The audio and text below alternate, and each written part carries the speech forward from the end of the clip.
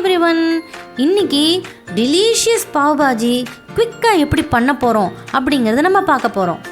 ரெசிபியை ஸ்டார்ட் பண்ணுறதுக்கு முன்னாடி இந்த டிஷ் எப்படி உருவாச்சுங்கிற கதையை பார்த்துடலாமா?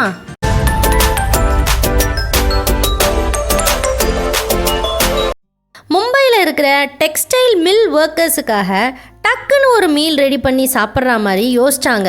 ரொம்ப வருஷத்துக்கு முன்னாடி யோசித்து, அதாவது 1850s யோசித்து தான் இந்த பாவ் பாஜியை ரெடி பண்ணாங்க. உங்களுக்கே தெரியும், மும்பையில் நிறைய ஸ்ட்ரீட் ஃபுட் வெண்டார்ஸ் இருக்காங்க. அவங்க கடையில் மிச்சமாகிற வெஜிடபிள்ஸ் எல்லாம் சேர்த்து தான் நிறைய உப்பு, காரம், மசாலாலாம் போட்டு பாஜியாக பண்ணுறாங்க. அது கூடவே பட்டரில் டோஸ்ட் பண்ண பண்ணையும் சேர்த்து இந்த மில் ஒர்க்கர்ஸ்க்கு மிட் நைட் மீலாக கொடுத்தது தான் இந்த பாவ் பாஜி. அப்பா, இதுதாங்க பாவ் பாஜி உருவான கதை. இப்போ வாங்க நம்ம ரெசிபிக்கு போயிடலாம். இப்போ இதுக்கு தேவையான இன்க்ரீடியன்ட்ஸ் பார்த்துடலாம். ஒரு பெரிய வெங்காயம் சின்ன சின்னதாக கட் பண்ணிக்கோங்க. அதுக்கப்புறம் ஒரு குடமிளகா, ஒரு சின்ன கேரட் அதே மாதிரி சின்ன சின்னதாக கட் பண்ணிக்கோங்க. அப்புறம் ஒரு 4 உருளைக்கிழங்கு வேக வச்சு இந்த மாதிரி ஸ்பேஷ் பண்ணி வச்சுக்கோங்க. மசாலாவில் பார்த்தீங்கன்னா பாவ் பாஜி மசாலா ஒரு 1.5 ஸ்பூன், தனியா பவுடர் ஒரு 1 ஸ்பூன், அதுக்கப்புறம் சில்லி பவுடர் ஒரு 1 ஸ்பூன் போட்டுக்கலாம். தேவையான அளவு உப்பும் சேர்த்துக்கோங்க. 2 பெரிய தக்காளி, நான் எடுத்துருக்கிறது ஆப்பிள் தக்காளி, நாட்டு தக்காளி இதுக்கு நல்லா இருக்காது. இந்த மாதிரி பொடி பொடியாக எடுத்து கட் பண்ணிக்கோங்க. அப்புறம் இதுக்கு தேவையான பாவ் வாங்கிக்கோங்க. அதுக்கப்புறம் பார்த்திங்கன்னா ஒரு பிஞ்ச் கசூரி மேத்தி, அதுக்கப்புறம் ஒரு 4-5 பல் பூண்டு பொடி பொடியாக கட் பண்ணிக்கலாம். இந்த டிஷ் பட்டரில் பண்ணால் தான் சூப்பராக இருக்கும். அதுக்கு தேவையான அளவு பட்டர் எடுத்துக்கலாம். கடாய் நல்லா சூடானதுக்கப்புறம் 1 டீஸ்பூன் அளவுக்கு பட்டர் சேர்த்துட்டு, பட்டர் நல்லா உருகின உடனே கட் பண்ணி வச்சுருக்கிற தக்காளியெல்லாம் சேர்த்து நல்லா வதக்கிடலாம். அதுக்கப்புறம் பொடியாக கட் பண்ணி வச்சுருக்கிற குடமிளகா, கேரட் ரெண்டுத்தையுமே தக்காளி கூட சேர்த்து நல்லா வதக்கி விட்டுருங்க. அடுத்தது ஸ்மாஷ் பண்ணி வச்சுருக்கிற உருளைக்கிழங்கையும் இதோட சேர்த்துடலாம். சேர்த்ததுக்கப்புறம் எல்லாத்தையும் சேர்த்து நல்லா மிக்ஸ் பண்ணி விட்டுருங்க.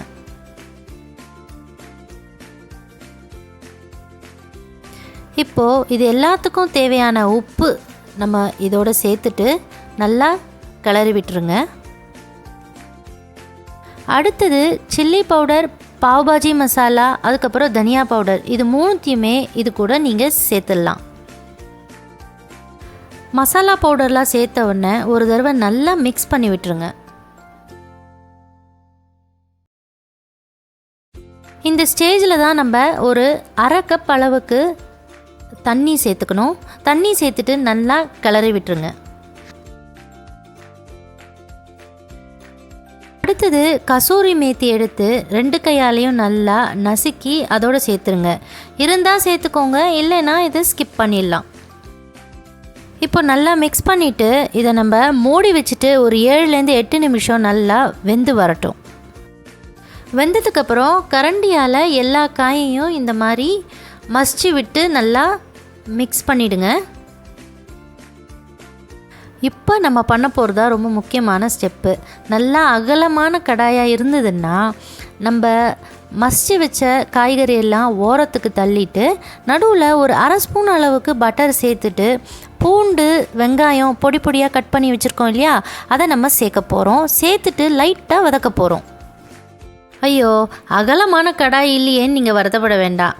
இல்லைனாலும் பரவாயில்ல, தனியாக இன்னொரு கடாயில் பூண்டு, வெங்காயம் இது 2த்தையும் பட்டரோடு சேர்த்துட்டு கொஞ்சமாக வதக்கிட்டு அதுக்கப்புறம் இந்த காய்கறியோடு நீங்கள் அதை சேர்த்துடலாம்.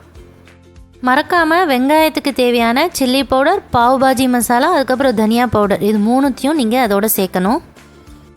ரொம்ப முக்கியமான விஷயம் பார்த்திங்கன்னா, வெங்காயம் ரொம்ப வதங்கக்கூடாது. வதங்கிச்சுன்னா பாவ் பாஜியோட டேஸ்ட்டே கம்ப்ளீட்டாக போயிடும். அதனால தான் வெங்காயத்தை கடைசியில் நம்ம வதக்கிட்டு வெஜிடபிள்ஸோடு நம்ம சேர்க்குறோம். ஃபைனலாக பொடி பொடியாக கொத்தமல்லியை நல்லா கட் பண்ணி இந்த மசாலாவோடு நீங்கள் சேர்த்துட்டு எல்லாத்தையும் ஒன்றா சேர்த்து கடைசியாக ஒரு தடவை கிளறி விட்டுருங்க.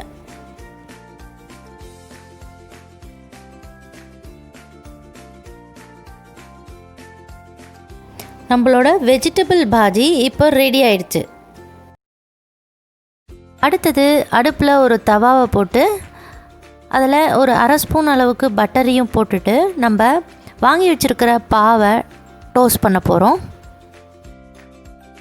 ரொம்ப கிறிஸ்பாக டோஸ்ட் பண்ணக்கூடாது, லைட்டாக ப்ரௌனிஷாக ஆகிற அளவுக்கு டோஸ்ட் பண்ணால் போதும். இப்போது எல்லாமே ரெடி ஆயிடுச்சு.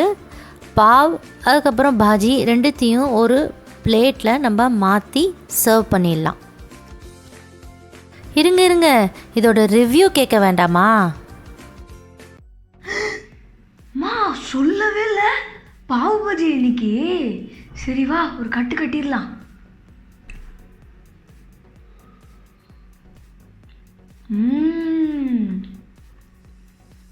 அட்டகாசமாக இருக்குது. நீங்களும் எங்கள் அம்மா சொன்ன மாதிரியே இந்த பாவ் பஜ்ஜியை உங்கள் வீட்டில் ட்ரை பண்ணி பாருங்கள். நிஜமாகவே டேஸ்ட் தூக்கலாக இருக்குது. இந்த வீடியோ உங்களுக்கு பிடிச்சிருந்ததுன்னா லைக் பண்ணுங்கள், மித்தவங்களுக்கும் ஷேர் பண்ணணும்னு நினச்சிங்கன்னா ஷேர் பண்ணுங்கள். மறக்காமல் எங்களோட சேனல் இந்த கிளாசிக் ஷேர்ஸுக்கு சப்ஸ்கிரைப் பண்ணிவிட்டு பக்கத்தில் இருக்கிற இந்த பெல் ஐக்கானையும் கிளிக் பண்ணிடுங்க. அடுத்த ஒரு கிளாசிக்கான வீடியோவுடன் நான் உங்களை சந்திக்கும் வரை பாய்.